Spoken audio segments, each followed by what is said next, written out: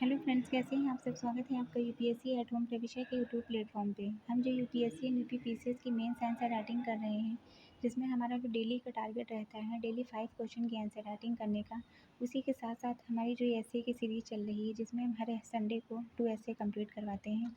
तो आज की सीरीज़ का जो एसए का टॉपिक है वो क्या है, यूपीपीसीएस 2024 का जो अभी एग्ज़ाम हुआ है मेंस का, उससे हमने उठाया है। इसको हम देखेंगे डिटेल में। ऐसे का टॉपिक क्या है, अंतर्राष्ट्रीय पटल पर भारत की बढ़ती लोकप्रियता।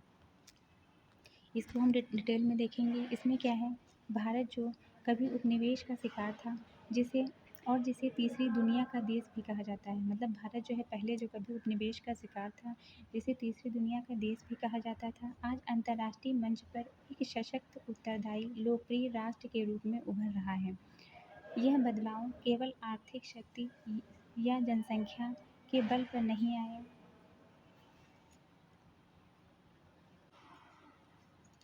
बल्कि भारत की संतुलित कूटनीति, वैश्विक उत्तरदायित्व और सांस्कृतिक गरिमा के तकनीकी प्रगति और मानववादी दृष्टिकोण के कारण संभव हो पाया है। आज भारत न केवल विकासशील देशों का नेतृत्व कर रहा है, बल्कि विकसित देशों के लिए भी एक भरोसेमंद साझेदार बन रहा है। मतलब भारत जो है, जो प्रेजेंट टाइम की जो सिनेरियो है, उसके संदर्भ में अगर देखेंगे तो भारत न केवल जो है विकासशील जो देश है उनका नेतृत्व कर रहा है, मतलब एज ए लीडर काम कर रहा है, बल्कि जो है जो विकसित जो देश है उनके लिए एक भरोसेमंद साझेदार भी बन चुका है। भारत की जो विदेश नीति है अब नॉन अलाइंड की सीमा से निकल कर, मतलब उनकी जो नॉन अलाइंड सीमा से निकल कर क्या कर रही है, मल्टी अलाइंड नीति की ओर बढ़ रही है। भारत अमेरिका, रूस, यूरोप और पश्चिम एशिया सभी से संतुलित संबंध बनाकर चलता है। यूक्रेन रूस युद्ध के दौरान भारत की रणनीतिक संतुलन नीति ने न केवल देशभक्ति को सुरक्षित रखा, बल्कि वैश्विक मंच पर एक विश्वसनीय मध्यस्थ के रूप में भारत की छवि को और मजबूत किया है।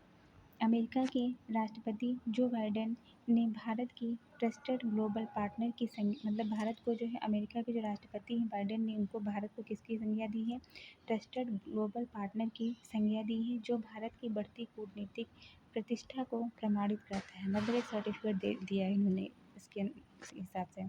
फिर क्या है, भारतीय प्रधानमंत्री की 2023 की अमेरिका यात्रा ऐतिहासिक रही, जहां उन्हें संयुक्त राष्ट्र अमेरिकी कांग्रेस की दूसरी बार संयुक्त बैठक को संबोधित करने का अवसर मिला। यह उपलब्धि किसी लोकतंत्र में भारत की साख को प्रमाणित करती है। फ्रांस के राष्ट्रपति इमैनुअल कांट ने विश्व को भारत को विश्व की भविष्य शक्ति के रूप में दर्शाया है कि वैश्विक नेतृत्व भारत को एक निर्णायक भूमिका में देख रहा है। भारत की लोकप्रियता केवल राजनीतिक स्तर पर नहीं, बल्कि आर्थिक मंच पर भी तेज़ी से, मतलब जो भारत की जो लोकप्रियता है वो केवल जो है पॉलिटिकल उस पर जो है देखने को नहीं मिल रही है, पॉलिटिकल लेवल पे देखने को नहीं मिल रही है, बल्कि जो आर्थिक मंच है उस पर भी जो है तेज़ी से बढ़ी है। विश्व बैंक, और ये कैसे जानेंगे, इसके बारे में हमें पता चलेगा जब हम रिपोर्ट को देखेंगे। तो इसमें क्या बताया गया है कि विश्व बैंक और आईएमएफ जैसे संगठनों ने बार बार भारत की आर्थिक वृद्धि दर की प्रशंसा की है। आईएमएफ की रिपोर्ट के अनुसार वर्ष 2024-2025 में भारत की जो जीडीपी है उसमें वृद्धि दर की अनुमानता कितना है, 6.8% है। इसकी जो है वृद्धि दर 2024-2025 में भारत की जीडीपी वृद्धि दर अनुमानतः 6.8% रहने की संभावना है, जो वैश्विक औसत से कहीं अधिक है। भारत अब दुनिया की 5वीं सबसे बड़ी अर्थव्यवस्था बन चुका है। ये जो फैक्ट है ये आपके प्री के पर्सपेक्टिव से काफ़ी इम्पोर्टेंट है, और अगले दशक में तीसरे स्थान पर आने की संभावना है। इससे वैश्विक निवेशक भारत को एक सुरक्षित, स्थिर और लाभकारी गंतव्य मानते हैं। भारत की डिजिटल पब्लिक इंफ्रास्ट्रक्चर प्रणाली जैसे यूपीआई, कोविन और आधार जैसे जो पहले हैं, वो विश्व के अन्य देशों के लिए भी मॉडल बन चुकी हैं। कई देशों ने भारत से डिजिटल भुगतान प्रणाली को अपनाने की पहल की है। हाल ही में भूटान, सिंगापुर, यूएई और फ्रांस जैसे देशों ने यूपीआई आधारित भुगतान की शुरुआत में भारत की तकनीकी नेतृत्व को वैश्विक पहचान दिलाई है। संयुक्त राष्ट्र शांति मिशन में भारत की भूमिका सदैव महत्वपूर्ण रही है। भारत अब तक 50 से अधिक मिशनों में भाग ले चुका है। कितने मिशनों में? 50 से अधिक मिशनों। ये फैक्ट भी आपके प्री के पर्सपेक्टिव से इम्पॉर्टेंट है कि अब भारत अब तक जो है 50 से अधिक मिशनों में भाग ले चुका है और 2 लाख से अधिक भारतीय शांति सैनिकों ने सेवा दी है। यह भारत के विश्व कल्याण के दृष्टिकोण को दर्शाता है। भारत की जो लोकप्रियता है, भारत की लोकप्रियता का महत्वपूर्ण आधार है उसकी सॉफ्ट पावर। मतलब जो भारत की जो सॉफ्ट पावर है वो उसकी जो है लोकप्रियता का सबसे जो है महत्वपूर्ण आधार है, जिसमें योग, आयुर्वेद, बॉलीवुड, भारतीय खान-पान और साहित्य जैसे तत्व शामिल हैं। 21 जून को अंतर्राष्ट्रीय योग दिवस के रूप में संयुक्त राष्ट्र द्वारा मान्यता देना भारत की सांस्कृतिक शक्ति को दर्शाता है। तो ये क्या है, 21 जून को जो है अंतर्राष्ट्रीय योग दिवस के रूप में मनाया जाता है। ये जो फैक्ट है ये आपके प्री के पर्सपेक्टिव से काफ़ी इम्पोर्टेंट है।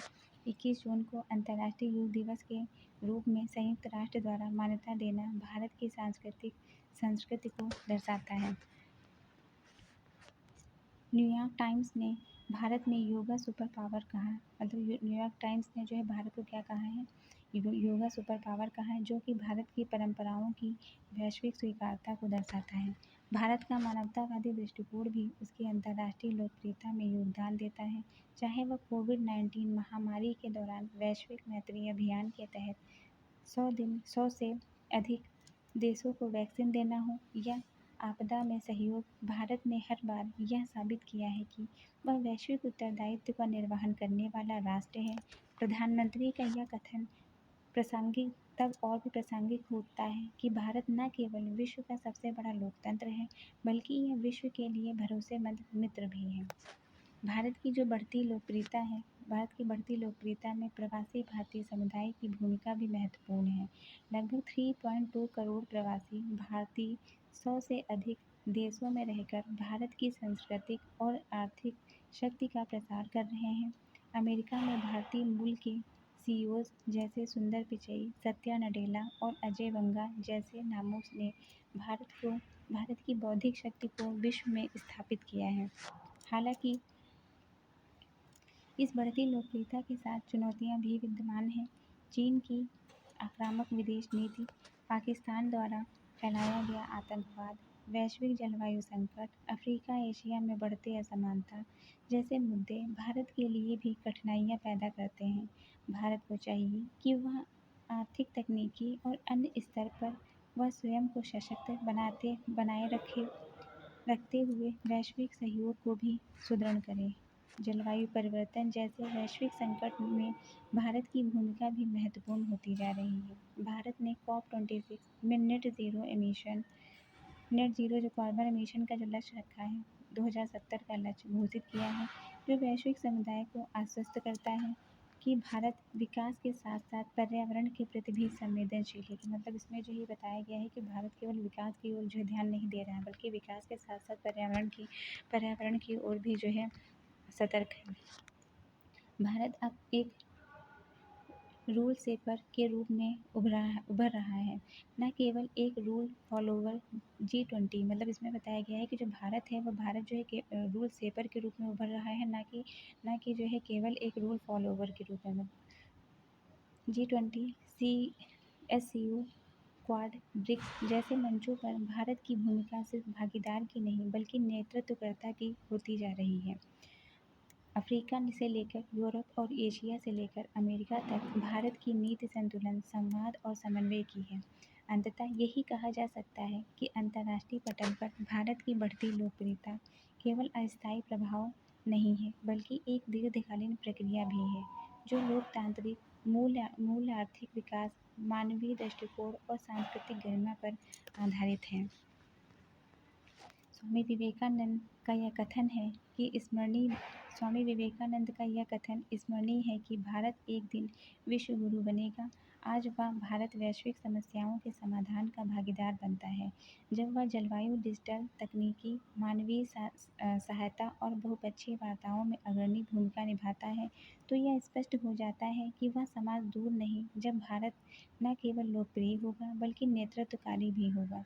तो ये हमारा जो है क्वेश्चन, ये हमारा जो ऐसे का जो टॉपिक था, जो कि हमने लिया था GS पेपर जो हमने यूपीपीसीएस का जो अभी 2024 का जो भी मेंस का एग्ज़ाम हुआ है उससे हमने कंप्लीट किया है। तो आप लोगों को हमारा जो एसए का जो ये टॉपिक था ये कैसा लगा हमारे कमेंट सेक्शन में ज़रूर बताइए।